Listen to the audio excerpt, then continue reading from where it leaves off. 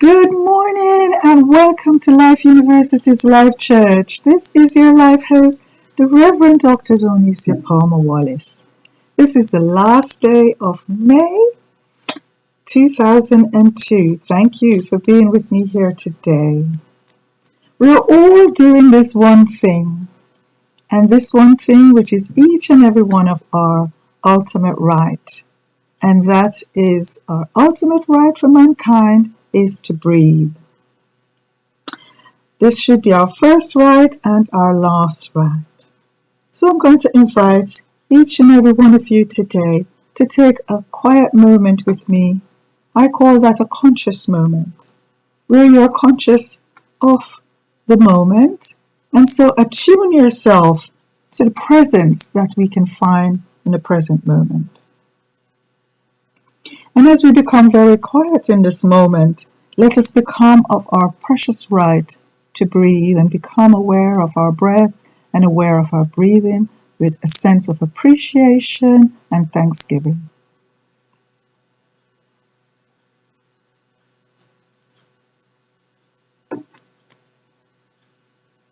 How easy was that for you to do, just to breathe? But for most people, and most of the time, people forget or ignore their breath. It's something that we do and we take no heed for it. And yet over the last week or so, last few days, we have heard, I can't breathe. And so we become very grateful today that we are able to breathe at will. That breath that is you, all around you, is life itself. And this morning I wish to dedicate this segment to George Floyd. George Floyd was like a young, promising plant, tall and strong, with so much potential for this world. But sadly, he was cut down too soon. Too soon to hear thousands say his name. Too soon to see thousands gather and march and fight for his name.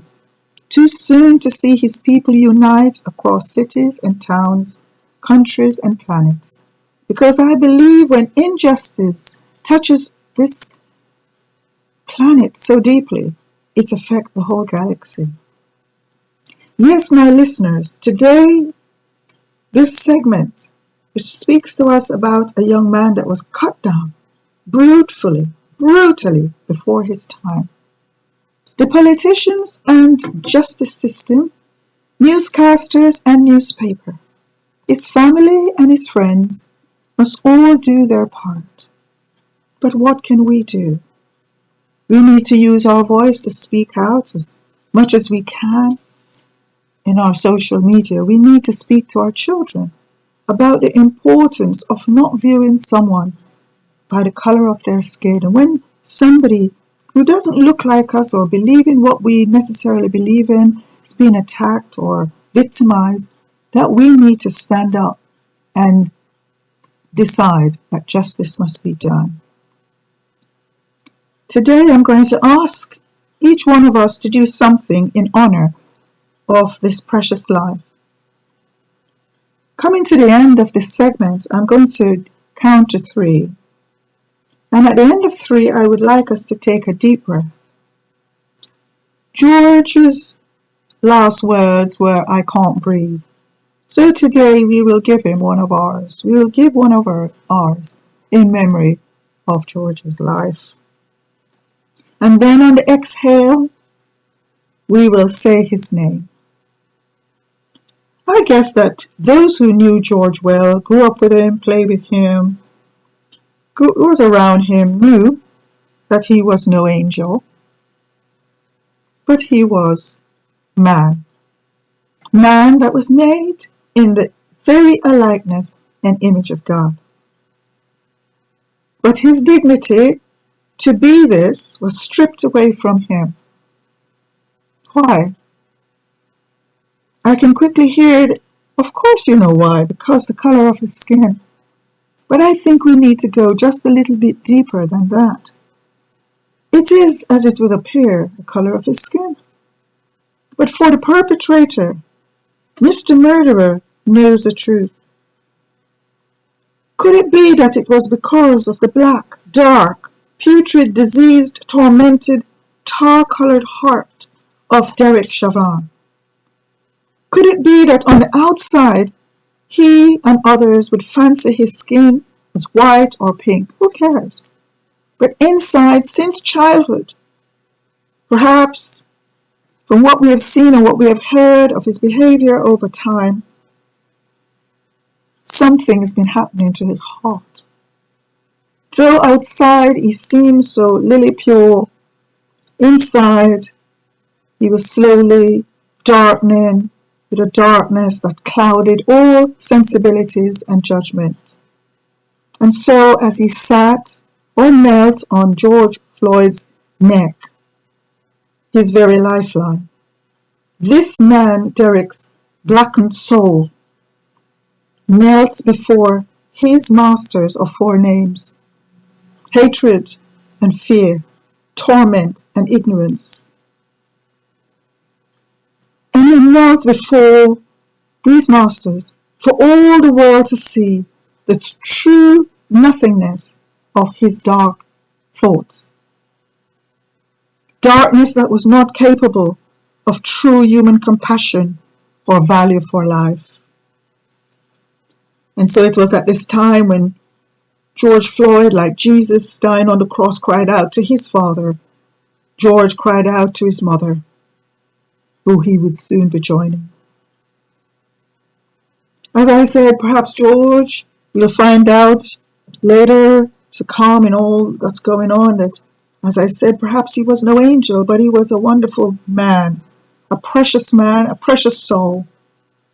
And he showed us something that for me was quite amazing. I said he showed an elegance of life, an elegance of spirit. How did he do that for me? It was because even though on the outside we would say his skin was black or he was a black man, what I saw in that footage, which I'm telling the truth, I could not watch the whole lot. I could not face to watch the whole lot. But what I saw was not black or white. What he showed me wasn't a color. It was something pure, purely pure, so pure that it was translucent. It was pureness. And how did I conclude this? Whereas in the last few minutes of his life, when he realizing that he was definitely going to die, most people would then, think, well, I'm just going to swear. I'm going to utter a racist slur. I'm going to, even though I can't breathe and I'm saying I can't breathe, a vulgar word could have come out. A racist word could have come out. Some swearing could have come out. But it did not. But, I want you to say this word with me, but, he did not. And this for me, in the whole tragedy, is this man's true worth. It shows what was really inside. They say press somebody and you can tell what is inside. Press and you will see what comes out. And as this man yielded up his life, he died with his dignity intact.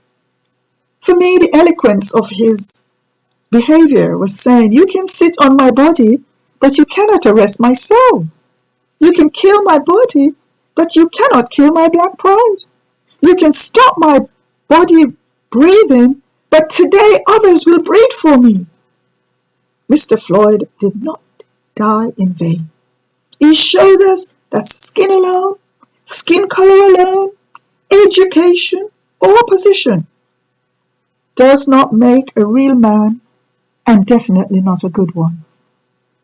For where we would train, some people would train their children. Yes, I want you to become a policeman, one that will protect, one that you can honor. Yes, you need to be educated, you need to rise up, and that's such a position to hold.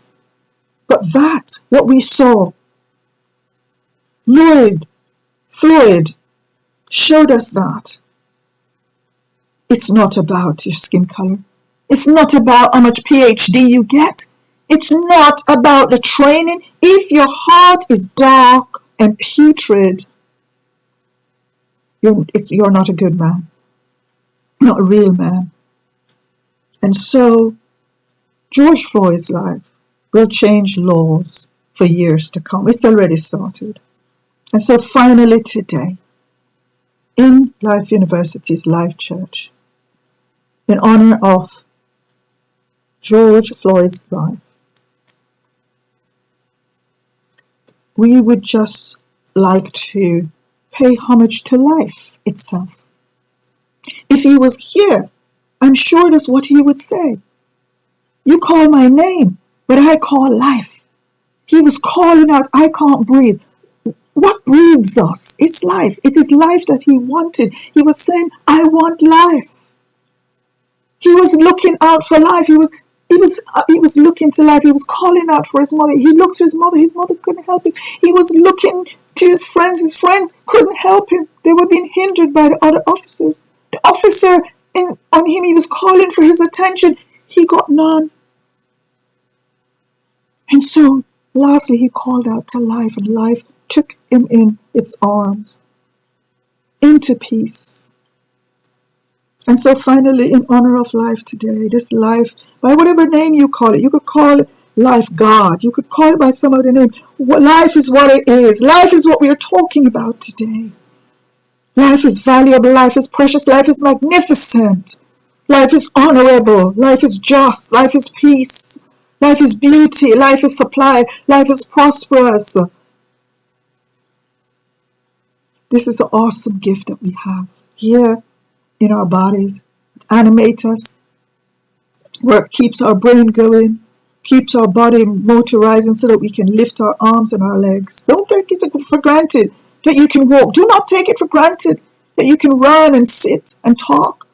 It is life's doing. You are an impression of life. It is life expressing itself through you. Life has been impressed upon you to express through you. And what does it want to express through each and every one of us? Its goodness, its beauty, and its love. Will you yield to that? Please come out of the ignorance that says, my skin is who I am, or my education is who I am. And if I live in this neighborhood, I am better than the person who lives in the other neighborhood. Or I am better because of the color of my skin, or such ignorance. I don't call it foolishness. I think it's just ignorance. Because when we understand that it's life, that we are talking about is a life that lives us on, we can see that it is one breath, one life, and that life is good. And so we can always tell when someone is really in the dying, is when they cannot see life, when they're behaving apart from life. Life, this awesome gift.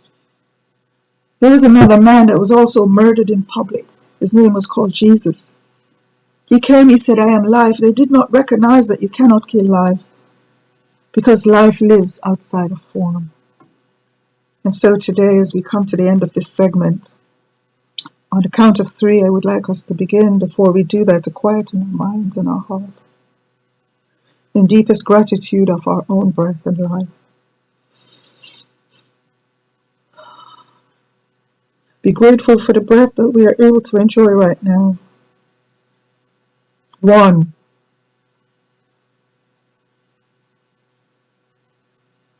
2. Feel your heart beating and prepare to take a deep breath. The breath that he was not allowed. So on the count of 3, we're going to take a deep breath, and as we exhale, we will say his name together, George Floyd. Okay. 3. Take that breath.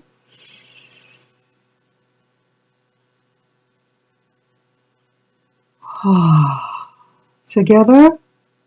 George Floyd! George Floyd! Thank you. I have prepared a short 4-line chorus, and I dedicate this to him. These words came to me this week. Take no notice to the sound of the voice, its hoarseness, but to the words. I dedicate these words, for I believe that this is George's soul singing as he left his body.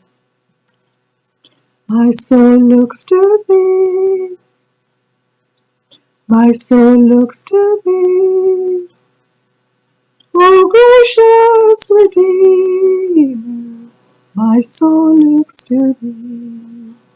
And indeed, I believe that life itself redeemed my dear brother. Will you join me in singing this? My soul looks to thee, my soul looks to thee, O gracious Redeemer, my soul looks to thee. And so as we come to a close, I give thanks for the family of Mr. Floyd, his daughter, grandchildren. Give thanks for his close friends, all who mourn, all those that are angry and anguish, all those in the justice system, all those who must work now to bring justice to him in his name for the rest of the world. I pray for justice to be done. I pray that there will be order and intelligent gatherings to voice our opinion and to turn our anger into action that will bring about justice and change in our systems, that will cause every person to feel safe and to be protected.